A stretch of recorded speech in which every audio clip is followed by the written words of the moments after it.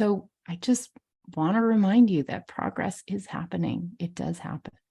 This is going to be just a very quick and dirty look at some of the legislation that's been passed in just the last couple of years and how incredible and good it's been. I want to talk to you about real progress in the US.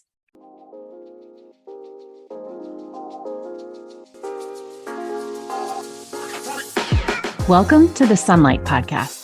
In this show, we're talking about taxes, money, and careers for self-employed people who have a big vision for changing the world with their work.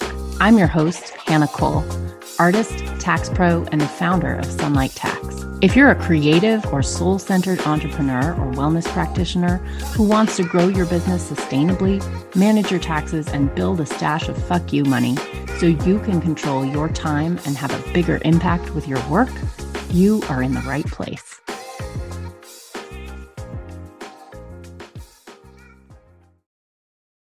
Hello. This podcast is going to be dropping on the 4th of July. And so I thought I would address something cultural today, but with facts. So I feel sometimes like I have a really unpopular opinion, which is that I feel patriotic. I am a liberal. I am a Democrat. And I feel proud of our country. And you know what? I think it's because of the work that I do. I really and truly believe in our democracy. I don't think I could do the work that I do if I did not. But I also think part of the reason that I believe in democracy is because I'm doing something about it, right?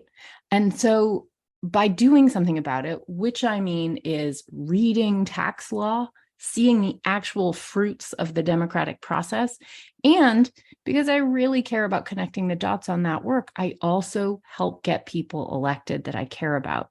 So I'm the vice chair of my local Democratic Party's precinct.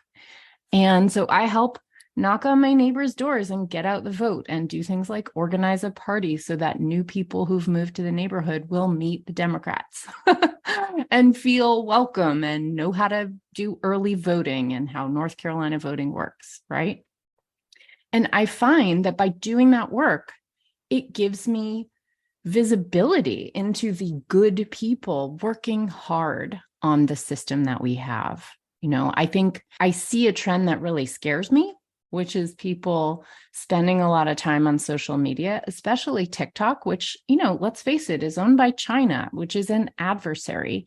And we know that the Chinese government, there is no filter between the government and any corporation that exists in China. And there's absolutely no reason that the Chinese government cannot be tipping the scales inside of TikTok to distribute videos, you know, to produce an algorithm that distributes videos to young people in the US that just make you feel a little shitty about democracy. They can, they're smart, and there's no reason that they wouldn't do that when they have a main line into United States culture. So I think social media is like truly toxic when it comes to building democracy. And I think that actually being involved in the democratic process is life-affirming and wonderful. And I'm not here to say it's easy. And I'm not here to say that we always win. But the more people renew their faith and in good faith step into it, the more good people we have involved. And you know what? Good people being involved in democracy is how we preserve and expand and improve our democracy, not by everybody saying, this country sucks, and everybody shitting on it. So here on our nation's birthday, I'm going to be here lonely as a patriotic liberal. And I'm going to give you the facts. I'm going to bring the receipts to tell you why I feel so happy with the progress that we have made. All right. So I hope that you walk away from today's episode feeling good, you know, being willing to wave the flag, perhaps, and feeling energized to, you know, to ask that question that John Kennedy asked. Ask not what my country can do for me, ask what I can do for my country. All right. I really believe in that. So here we go. So first of all, I just want to address the culture. So I think it's really easy to just feel like there was a better time a while ago and that things suck now. But I just want to give a little perspective. I'm a 44-year-old woman, and I have to say that in my observation, the culture in this country has changed dramatically since I was a kid. Like my brother is gay, and when he came out of the closet in probably about 1992, 93, it was a really scary thing to do. Like we thought his life might be threatened. And it was not safe, right? Being gay in this country right now is like kind of a non-issue. If you're older, you know that. And if you're younger, you might take it for granted. But that is real change for the better. Even my own queerness, I'm a straight passing woman because I'm married to a man, but even my own queerness, I can talk about openly, and it's like perfectly fine. So just that, like being able to be who you truly are, I think that's a really big deal.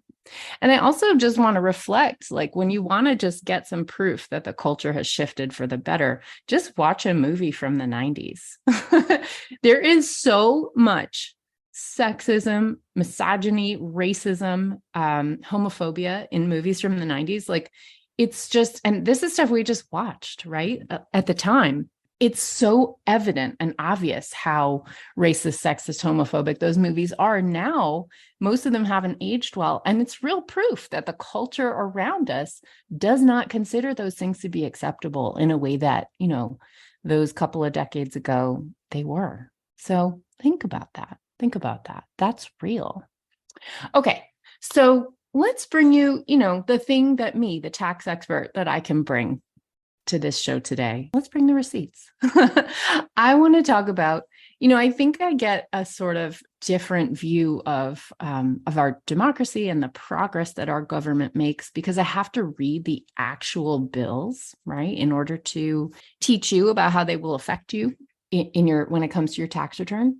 I think it's really easy to think that Congress is dysfunctional, and newspapers sell newspapers. They get clicks by being controversial and triggering your emotions. And the fact is, you rarely see headlines about how wonderful things are. So I just want to give you some of this sunshine that is truly there, true progress, true actual legislation that we have passed. And you know what? I'm gonna go ahead and say the legislation that's passed that I think is really fantastic, for the most part, has been passed by Democrats. And to me, there's no accident that I work for the Democratic Party. I believe in liberal values, and I see what happens, right? So that's where I'm at. I'm being really transparent with you, though. Of course, when I do taxes, when I teach taxes, taxes are for everybody, regardless of your party. And I think being nonpartisan is important in that setting, right? But I'm a human. I have opinions, and I have a brain, and I can read legislation and see what's going on. But also I want to say that I think culturally, just saying bad things about the other party is, when they pass bad legislation, that's legit. But I'm not going to demonize the other party just like across the board and without receipts, right? And I will certainly be happy to give credit where credit is due when they pass good things. And speaking of that, the Republican Party, along with our Democratic governor here in the state of North Carolina, 10 years after rejecting Medicare expansion, the Republicans just decided, let's do it. And so 10 years later, much to my surprise, the Republican legislature passed Medicare expansion here in the state of North Carolina. And that is truly remarkable because they fought so hard against it 10 years ago. And here we are. We have shifted the dialogue to a point where it just felt acceptable, right? We showed the proof that it works and that the sky would not fall. So I just want to remind you that progress is happening. It does happen. This is going to be just a very quick and dirty look at some of the legislation that's been passed in just the last couple of years and how incredible and good it's been. I want to talk to you about real progress in the US.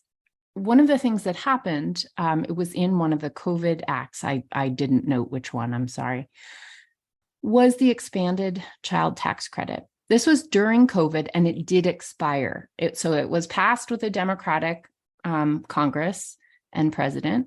And when it was in existence, the expanded child tax credit, which brought the tax credit for children from $2,000 with some limits on age to an expanded age limit and $3,000 per kid, it cut child poverty in half in the United States overnight.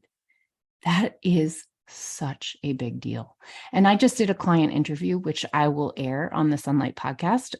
This amazing client of mine, Christina Kent, who is actually an economist who studies tax law and their effects. And she said, and you will hear that tax credit that was the law for a couple of years there, it reduced child mistreatment. And so things like kids not sleeping in a proper bed or waiting at bus stops without a real jacket, things like that stopped, because a lot of the maltreatment of children, as my client Christina said, a lot of child maltreatment is simply a function of poverty. It's not intentional, but it's that the family cannot afford a proper bed, cannot afford a proper jacket. So expanding the child tax credit, to me, the fact that it really demonstrably stopped things like that and it cut child poverty in half, that is so remarkable. That is genuine, incredible progress. Now, I will say that the Republican Congress that came in did not renew the law, but we've got elections coming and we could renew it again. We could do it again. So I just want to give you a little piece of hope and maybe something to advocate for. All right. Now, everything else I'm going to talk about is actual legislation that is still, that did get enacted and is still the law. All right. So a couple of things, really high level. The bipartisan infrastructure law. As enacted, it was a part of the Infrastructure Investment and Jobs Act, and it authorizes $108 billion for public transportation. I think that's pretty cool.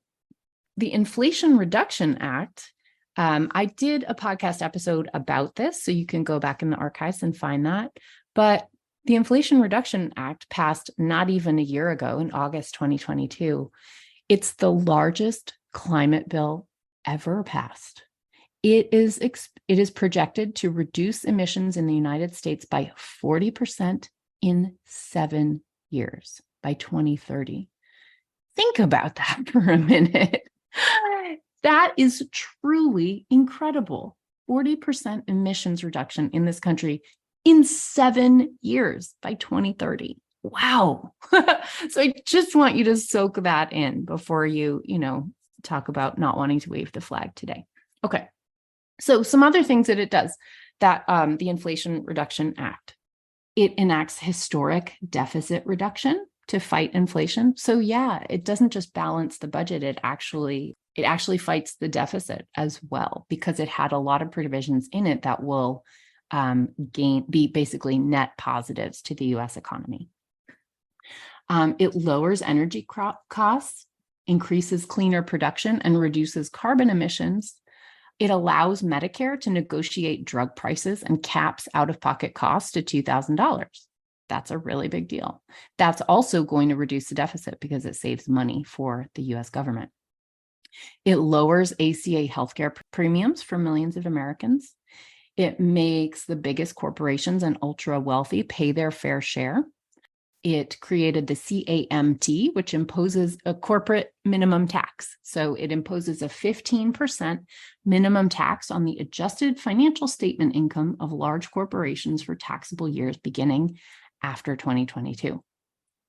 The CAMT generally applies to large corporations with average annual financial statement income exceeding $1 billion. So we talk about a lack of tax fairness, but here we have an example of Democrats successfully passing legislation that reduces the deficit by making very, very large corporations pay taxes in a little bit fairer of a way. So yay, right? You might have missed that headline. I didn't see it too much. There are no new taxes on families making $400,000 or less, and no new taxes on small businesses. So again, it's really focused. I have to say this is one of the nicest, most well-crafted pieces of legislation I've ever seen. It is very well structured. So it considers the impact of what it passes. So the Inflation Reduction Act, I'm a huge fan, and I think it does amazing things. So I just want you to celebrate that today. All right. And then one more is the Secure 2.0 Act. Also, it passed by our Democratic Congress. It expands access to retirement accounts.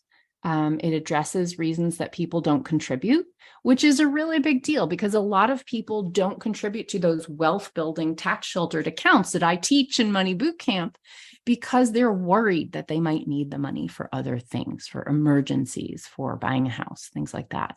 So the Secure 2.0 Act really addressed head on those fear issues that people have, those real genuine reasons why people, especially in lower economic income levels, are not contributing to those accounts, which are meant for wealth building. Okay. It's just a really exciting piece of legislation, and it does really practical things to help people more securely put money into their wealth building retirement accounts.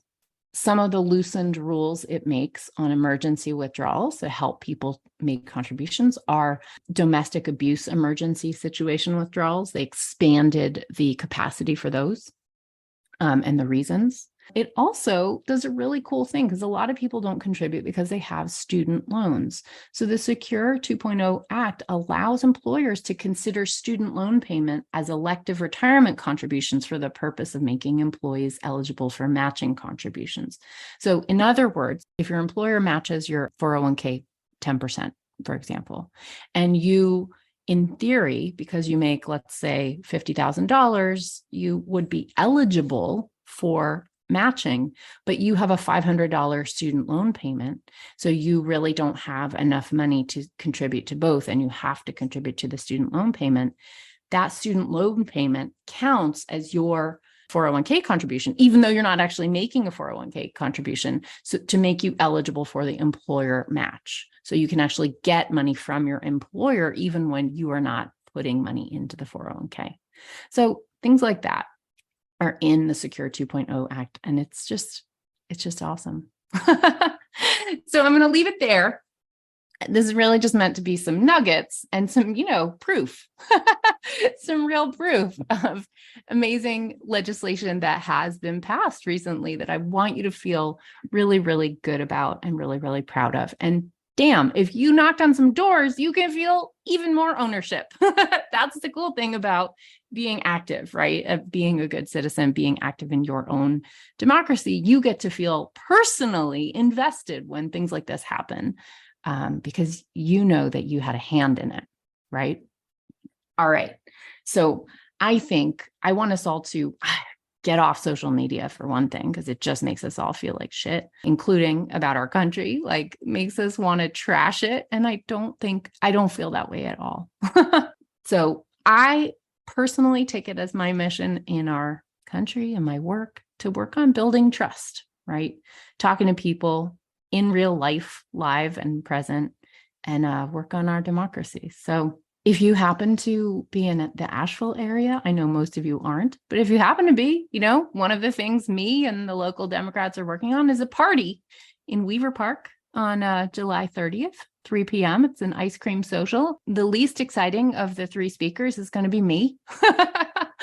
Just for a minute, just talking about ways that you could get involved in precinct organizing. But, the point is really to meet your neighbors, to build community. If you don't know the rules about early voting, it's going to show you stuff like that. And just you'll learn what precinct you're in, who the leader of that is, and maybe what you could do to help your precinct. So I encourage you to share this show today with a friend who is a real Debbie Downer on democracy, an uncle, a brother, somebody who just needs to hear that good things are actually happening. And the more of us who are working on it, the more good things are capable of happening. It's easy to focus on the bad. There's plenty of bad, sure, always. But real progress is happening. So I encourage you to share this episode with somebody who needs it. And I encourage you to ask that question that John F. Kennedy asked all of us. Ask not what this country can do for you. Ask what you can do for this country. And I will say, a suggestion I have is look up your local smallest unit of organization of your party, right? is yours a precinct system? If you're in North Carolina, or if you're in Buncombe County like me, then it is. But states are different. The parties organize differently in different places. So you may need to just do 5 minutes of Google research, find out about your precinct, find about the organizer, and call that person. Send an email to your local leader of your party and ask them how you can get involved. You will be absolutely shocked at how much there is to be done, especially about a year out from a presidential election. This is the time for grassroots network building. This is the time. So, and when you organize, when you help people meet each other, when you help people organize for democracy, you have so much more power than one vote, so much more. And it really builds your own faith in your democracy. I personally feel good about our country, feel good about our democracy because I work on it, because I'm working on it, and because I get to meet the other people who are working on it. And seeing them, I tell you, it gives me faith. So get connected to your community, build relationships, build trust, feel good. It's the antidote. It's the antidote, and it's the way to feel great about your country again. So on the 4th of July, I will say Happy Independence Day. Fuck the monarchy. Remember, that's what we fought that war over. Our anti-elitist country. Let's keep it that way. Yeah, I believe in those original principles. I'm not here to say our country is not deeply, deeply flawed and even built on an original sin of slavery. It always needs fixing, and it needs you to help. So thanks so much for listening today. Happy 4th of July. I hope you go eat a piece of pie, watch some fireworks, play with your kids. And then I hope you will get involved. Call your local precinct vice chair. And if you're in Asheville on 3 p.m. on the 30th of July, I'll see you in Weaver Park for some ice cream and meeting our local Democrats. All right. Take care, everybody. Great to talk to you. Bye. Thank you for listening. If you like the show, be sure to subscribe, leave a review. It really helps, and share it with a friend. I'm so grateful. This podcast is for education and entertainment only. Nothing in this episode should be taken as individual tax or financial advice. You can find all the tools, books, and links we reference at sunlighttax.com/podcast.